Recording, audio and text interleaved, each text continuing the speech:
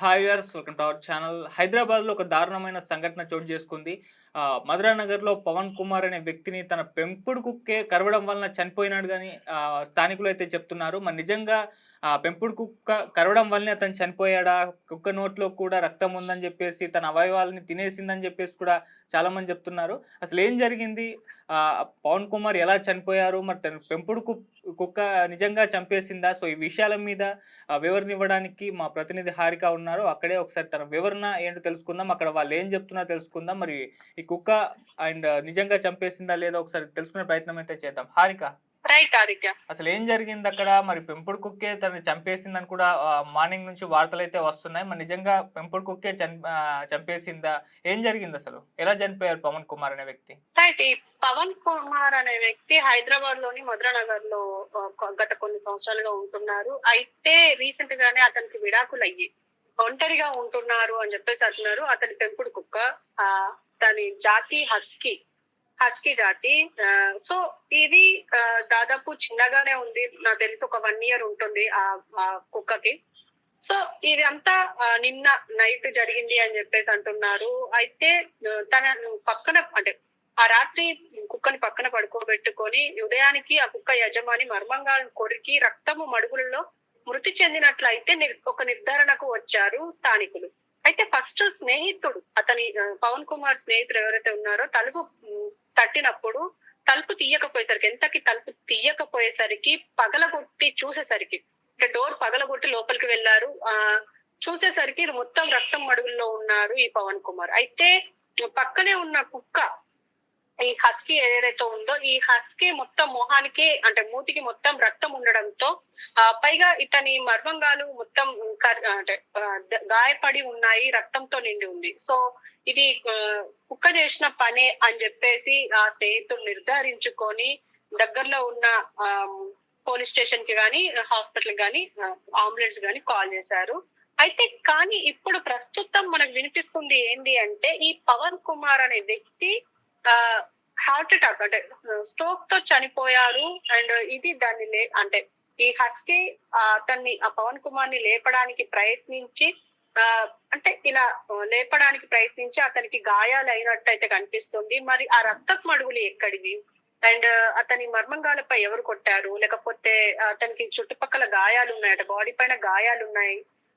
అంటే ఇంకా ఏం జరిగి ఉండొచ్చు అని చెప్పేసి కూడా అక్కడ విచారణ అయితే జరుగుతుంది.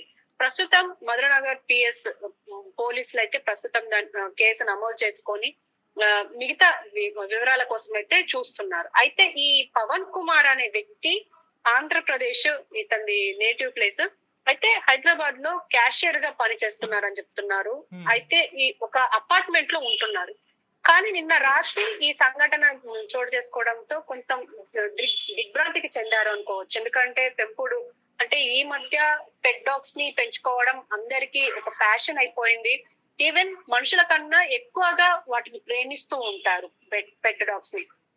ఇంకా డిఫరెంట్ జాతులు, ఇందులో సిబేరియన్ హస్కీ, ఈ హస్కీలకి చాలా డిమాండ్ ఉంటుంది. అలాంటిది అది చిన్న బేబీగానే ఉంది. మరి ఆ విజువల్స్ తో చూస్తే మాత్రం మనం చూడొచ్చు. ఈవెన్ అది మరి దానికి ఏమైనా ఇబ్బంది ఉండొచ్చా, లేకపోతే ఏదైనా దానికి ఏమైనా ఇల్నెస్ ఉందా, అంటే ఏదైనా వ్యాధితో బాధపడుతుందా, లేకపోతే బయట వాళ్ళు ఎవరైనా వచ్చి కొట్టి చంపేసి దీనిపైన అంటే ఈ డాగ్ పైన వేసారా అని చెప్పేసి అయితే అందరూ ఆలోచిస్తున్నారు. అయితే పవన్ కుమార్ తన పెంపుడు కుక్కతో కలిసి పడుకున్నారు అని అయితే తెలుస్తుంది. రాత్రి అతను నెబులైజర్ ఉపయోగించాడు అంటున్నారు. కుక్క అతని మర్మంగాలపై దాడి చేసింది అన్నట్లయితే కనిపిస్తుంది అక్కడ, అంటే సీన్ ఆఫ్ అఫెన్స్ గా. అతని స్నేహితుడు సందీప్ అని ఉన్నారు. ఇప్పుడు ఈ తలుపు ఎవరైతే పగలగొట్టారో అతని స్థానికుల సాయంతో తలుపు పగలగొట్టారు. రక్తపు మడుగులతో మృతి చెంది ఉండడంతో ఇక్కడ ఈ కుక్క ఘాట్లే ఎక్కువ కనిపించాయి అతని శరీరం పైన. ముఖ్యంగా మర్మంగాల వద్ద రక్తం ఉండడంతో ఇదే అంటే ఈ కుక్కనే అతని మర్మంగాలపై దాడి చేసి చంపేసి ఉండొచ్చు అని చెప్పేసి అందరూ అనుకుంటున్నారు అక్కడ. కానీ మధురనగర్ పోలీసులు ఈ ఘటనా స్థలానికి చేరుకున్నారు. పవన్ కళ్యాణ్ మృతదేహాన్ని పోస్ట్ మార్టం కొస్తే ప్రస్తుతం గాంధీ హాస్పిటల్ తరలించారు.